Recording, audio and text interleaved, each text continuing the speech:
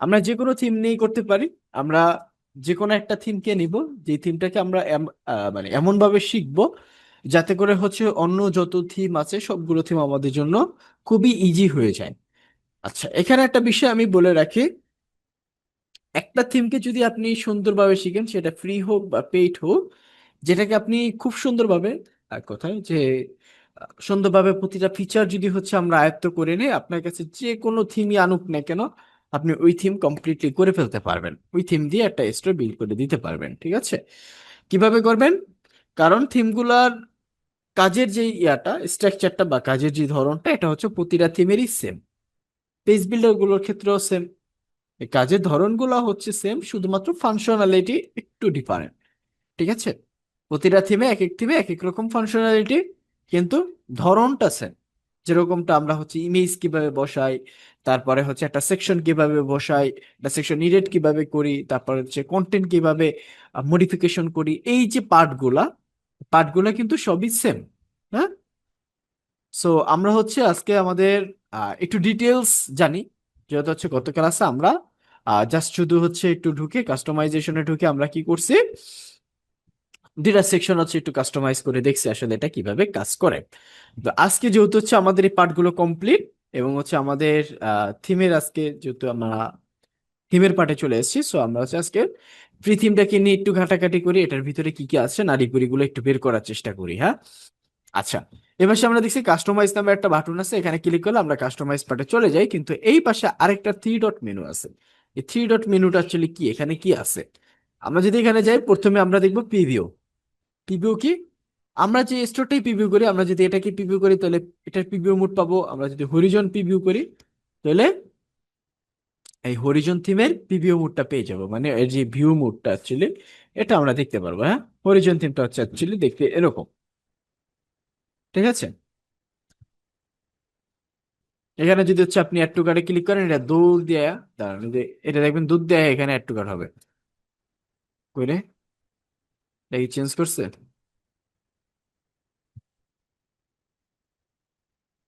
এটা হচ্ছে দুধ দিয়ে হিসেবে অ্যাড হইতো। আচ্ছা, এটা হচ্ছে হরিজন থিমে। হ্যাঁ। তারপর যদি হচ্ছে আমরা এই ডন থিমে যেটা করছি, এটা যদি আমরা প্রিভিউটা দেখতে চাই, আমরা চলে যাব প্রিভিউতে। আমরা যে থিমটা করছি এই থিমের প্রিভিউ মোডটা আমরা দেখতে পাচ্ছি। ঠিক আছে? ওকে, গেল। প্রিভিউ জিনিসটা আমরা বুঝলাম। তারপরে আছে কি রিনেম। এখানে নাম আছে ডন। হ্যাঁ। So আমরা চাচ্ছি এই ডন টিমটার নামটাকে চেঞ্জ করব। হ্যাঁ, বা এখানে আছে হরিজনে, হরিজনের নাম চেঞ্জ করব, নাম চেঞ্জ করে আমি আমার ব্র্যান্ডের নাম দেব।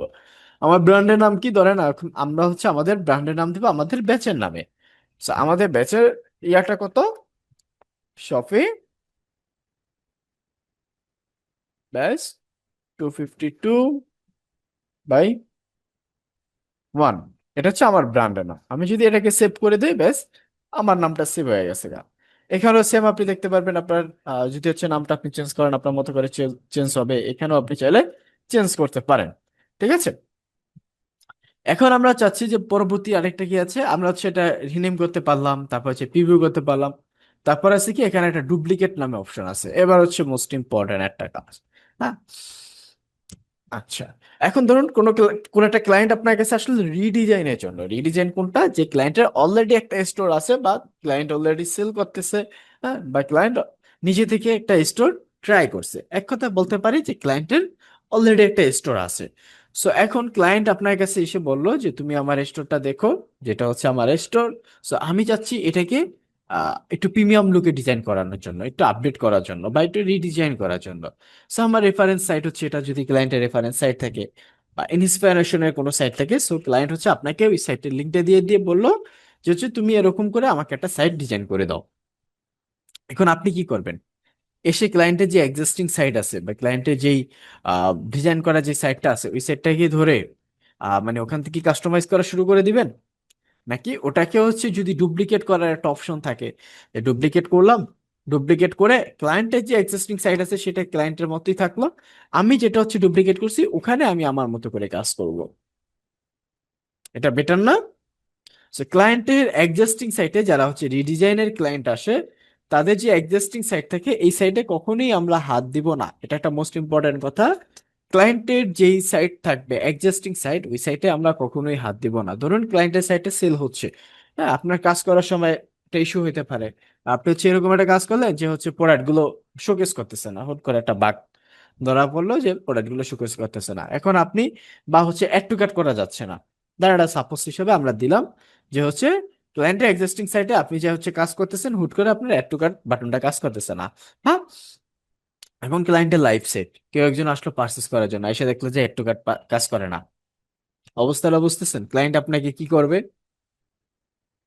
সো আমরা হচ্ছে রিডিজাইনের কাজের ক্ষেত্রে, রিডিজাইন বলতে ক্লায়েন্টের অলরেডি একটা স্টোর আছে বা ক্লায়েন্ট নিজে থেকে একটু ট্রাই করছে, সো এরকম টাইপ যদি থাকে তাহলে হচ্ছে আমরা সবার আগে আসবো, এসে হচ্ছে থ্রি ডটে ক্লিক করে এটাকে ডুপ্লিকেট করে নেব। আমি যখন ডুপ্লিকেট বাটনে ক্লিক করছি দেখেন এই জায়গাটায় থিম লাইব্রেরিতে আমার এটা কপি অফ শপি বেস 251 এটা কপি হচ্ছে, মানে থিমটা হচ্ছে ডুপ্লিকেট হচ্ছে। আবার আরেকটা বিষয় একটু দেখাই, এখানে হচ্ছে দুইটা পার্ট দেখবেন, যে এটা একটা বক্স, এটা একটা বক্স, তাই না? সো এই বক্সটা হচ্ছে আপনার যে পাবলিশ থিম, এটা, হ্যাঁ, এটা হচ্ছে আপনার কারেন্ট থিম বা হচ্ছে পাবলিশ থিম। হ্যাঁ, আর এই বক্সে যেগুলো থাকবে, এই বক্সে আপনি হাজারটা থিম অ্যাড করতে পারেন। হ্যাঁ, এই বক্সটা হচ্ছে আপনার থিম লাইব্রেরি, এখানে আপনি অসংখ্য থিম অ্যাড করতে পারেন, কিন্তু এই থিমগুলো থাকবে ড্রাফটে। আর এই থিম এই পাশে যেটা থাকবে ওটা হচ্ছে আপনার পাবলিশ থিম, ওখানে একটা মাত্রই থিম থাকবে। এখানে মাত্র একটা থিমই আপনি করতে পারবেন, যেটা হচ্ছে আপনার পাবলিশ থিম, বা যেটা হচ্ছে আপনার এই ডোমেইন লিখে সার্চ দিলে যে থিমটা আসবে সেটাই হচ্ছে এটা।